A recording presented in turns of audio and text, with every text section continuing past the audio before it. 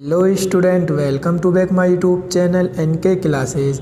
जो विद्यार्थी Rajasthan board exam 2023 की तैयारी कर रहे हैं और जो विद्यार्थी क्लास 10th में 21 मार्च को हिंदी का पेपर देने वाले हैं, तो ये वीडियो उनके लिए काफ़ी इम्पोर्टेंट होने वाला है। इस वीडियो में मैं आपको बताऊंगा एक हिंदी का मॉडल पेपर जो आपको बोर्ड एग्ज़ाम में इस प्रकार आपको देखने को मिलेगा। तो मेरे प्यारे बच्चों, इस वीडियो को आपको लास्ट तक देखना है। वीडियो को बिल्कुल भी स्किप करके आपको नहीं देखना है। जो मैं आपको ये मॉडल पेपर बताऊंगा, इसको आपको 100% सॉल्यूशन करना है। इस मॉडल पेपर में से आपको बोर्ड एग्ज़ाम में देखने को मिलेंगे। तो मेरे प्यारे बच्चों, अभी तक आपने हमारे चैनल को सब्सक्राइब नहीं किया तो प्लीज़ चैनल को सब्सक्राइब करें और वीडियो को लाइक करें। मैं आपको ये बताऊंगा कि आपके बोर्ड एग्ज़ाम में किस प्रकार से प्रश्न पूछे जाते हैं। तो बिना टाइम वेस्ट किए वीडियो को स्टार्ट करते हैं। तो पहले जो आपका बोर्ड एग्ज़ाम में हिंदी का पेपर का आता है वो खंड ए आता है, और खंड ए में आपका क्या पूछा जाता है, प्रश्न संख्या फर्स्ट, निम्नलिखित अपठित गद्यांश को पढ़कर पूछे गए प्रश्नों के उत्तर लिखिए। तो मेरे प्यारे बच्चों, सबसे पहले आपको क्या करना है, गद्यांश को नहीं पढ़ना है, सबसे पहले आपको इन प्रश्नों को पढ़ना है। इन प्रश्नों को अच्छी तरह पढ़ने के बाद आपको फिर गद्यांश को पढ़ना है। तो आप इसको पढ़ लेना अच्छी तरह। मैं आपको इस गद्यांश के जितने प्रश्न हैं इनके आपको मैं उत्तर बता रहा हूँ। तो पहला प्रश्न देखते हैं इसका गद्यांश का। उपयुक्त गद्यांश का उचित शीर्षक है। आपको भी बोर्ड एग्जाम में कुछ ऐसा ही मिलेगा देखने को। आपके पास 4 ऑप्शन होंगे जिनमें से आपको सही पर टिक लगाना है। तो उपयुक्त गद्यांश का उचित शीर्षक है छायावाद, सरस गीत, जयशंकर प्रसाद, झरना। तो मेरे प्यारे बच्चों, इसका ऑप्शन से राइट आंसर हो जाएगा जयशंकर प्रसाद। नेक्स्ट क्वेश्चन है आपका सेकंड।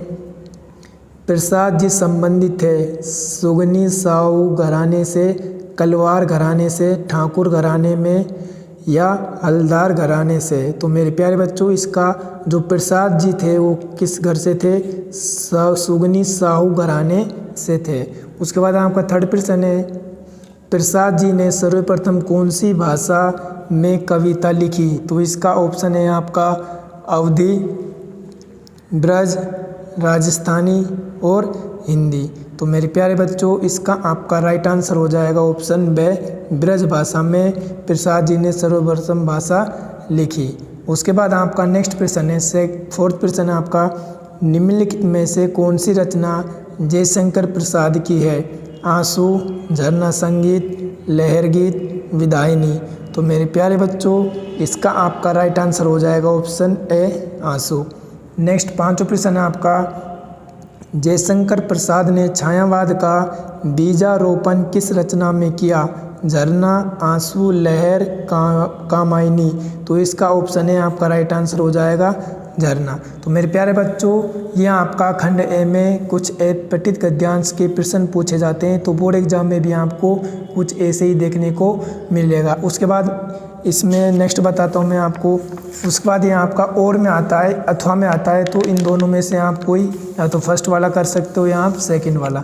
तो मैं आपको दोनों ही करके बताऊंगा, दोनों के आंसर मैं आपको बताऊंगा और दोनों को यहाँ आपको सोल्व करना है। तो दूसरा क्या पूछता है, निम्नलिखित अपठित काव्यांश को पढ़कर पूछे गए प्रश्नों के उत्तर लिखिए। तो ये आपके पास अपठित काव्यांश से इसको पढ़कर आपको इन प्रश्नों के उत्तर देने होते हैं। तो पहला क्वेश्चन देखते हैं इसका, उपयुक्त काव्यांश का उचित शीर्षक है जगह की अनिश्चितता, पथ की पहचान, यात्रा, फूल और कांटे। तो इसका option right B answer, option right answer हो जाएगा।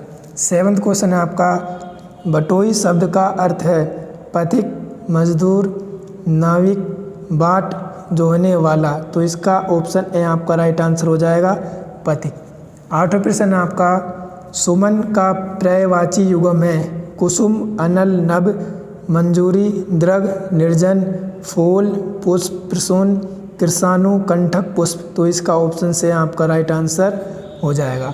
फिर आपका नेक्स्ट प्रश्न है आपका 9वां प्रश्न है, उक्त काव्यांश में कौन सी शब्द शक्ति का प्रयोग हुआ है।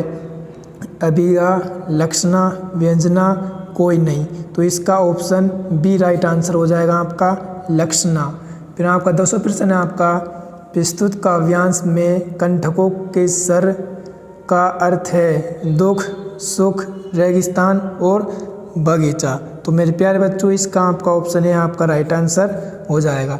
तो मेरे प्यारे बच्चों प्लीज़ आपने अभी तक हमारे चैनल को सब्सक्राइब नहीं किया तो प्लीज़ चैनल को सब्सक्राइब करें और बेल आइकन को प्रेस करें ताकि आने वाले वीडियो का अपडेट सबसे पहले आपको मिले। तो खंड ए में आपको ये दो पूछे जाते हैं, ए पठित काव्यांश और ए पठित गद्यांश।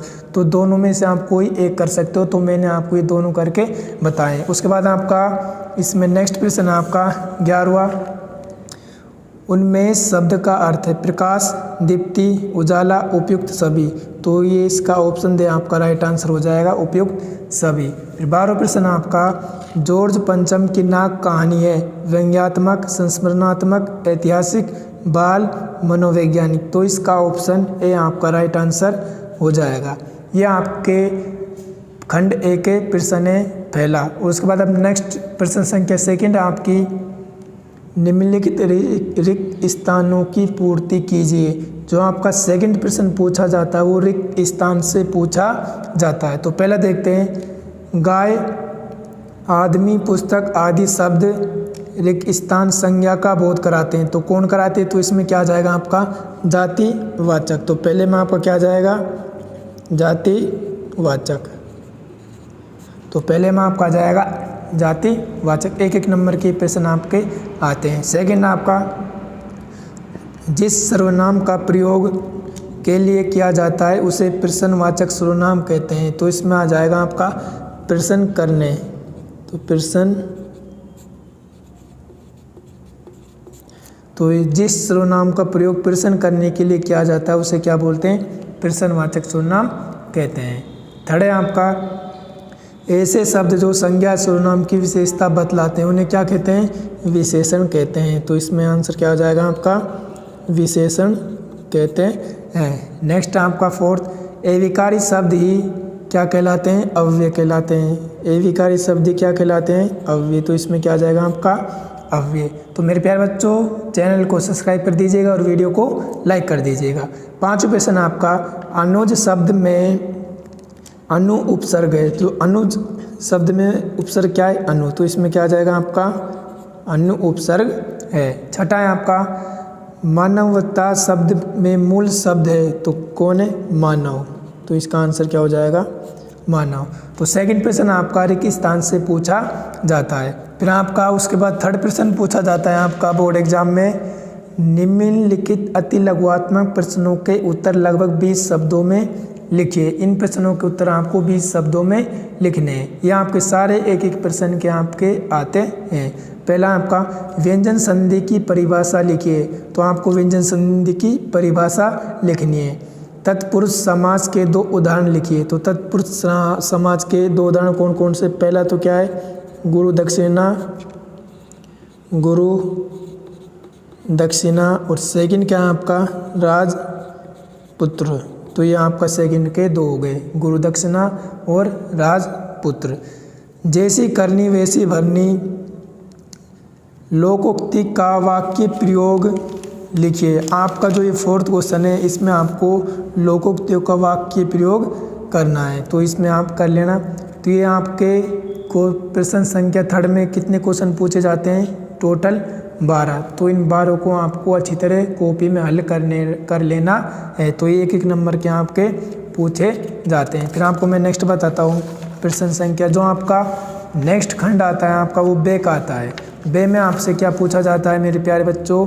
बे में पूछा जाता है प्रश्न संख्या 4 से 16 तक के लिए प्रत्येक प्रश्न के लिए अधिकतम उत्तर सीमा 45 शब्द है। यानी इन प्रश्नों को आपको 45 शब्द में लिखना है। जैसे प्रश्न संख्या 4 है माता का आंचल पाठ में से बाल स्वभाव की किस विशेषता का पता चलता है? यह आपका 2 नंबर का है। तो 5 क्वेश्चन में आपका 2 नंबर का है। छठा भी 7वां। तो आपके ये 16 नंबर तक जो आपके प्रश्न संख्या है आपके सारे 2-2 नंबर के प्रश्न हैं। फिर आपका आता है खंड से। खंड से में आपका क्या आता है?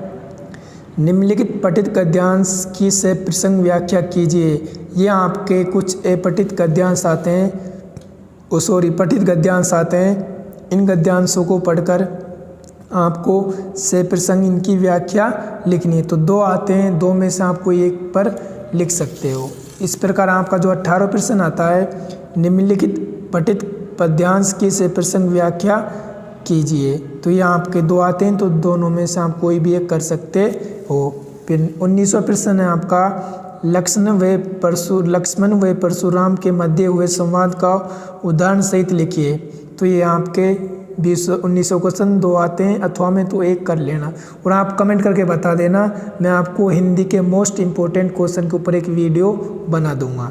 20वां प्रश्न आपका, 20वें प्रश्न में भी आपको 2 आते हैं, जिनमें से आपको एक करना है। फिर 21वां प्रश्न भी आपको, 21वें प्रश्न में से भी आपको एक करना है।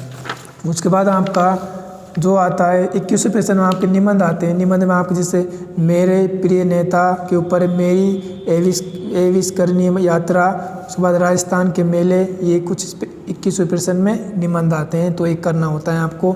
फिर 22वें प्रश्न आपका आपको पत्र लिखना होता है। तो 22वें प्रश्न आपका 4 नंबर का आता है, 2 आते हैं, जिनमें से आप एक कर सकते हो। 23वें क्वेश्चन में आपको क्या करना होता है, 2 आते हैं, एक इनमें से आप कर सकते हो। तो मेरे प्यारे बच्चों, कुछ इस प्रकार आपका बोर्ड एग्ज़ाम का पेपर आता है, तो आपको बिल्कुल भी घबराना नहीं है, पेपर को अच्छी तरह से पढ़ना है। तो मेरे प्यारे बच्चों, आज की इस वीडियो में इतना ही। अगर ये वीडियो आपको अच्छी लगी हो तो वीडियो को लाइक करें और चैनल को सब्सक्राइब करें। मिलते हैं नेक्स्ट वीडियो में।